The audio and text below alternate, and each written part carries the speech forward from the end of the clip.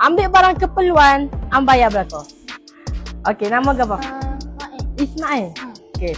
Untuk segmen ni, ambil apa yang am suruh ambil. Boleh? Barang yang pertama Ismail kena ambil sardin. 2. Barang kedua tu, ambil satu tank. Ambil 2 kilogram.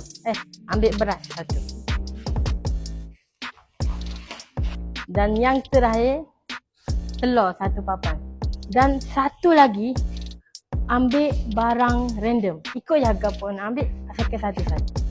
Barang random hot. Ismail ambil ke apa? Ramen cheese. Apa budak-budak memang suka makan ramen ni? Okay. Dia ada belanja Ismail ni. Sempena cuti sekolah ni, am nak buat banyak sangat video macam ni.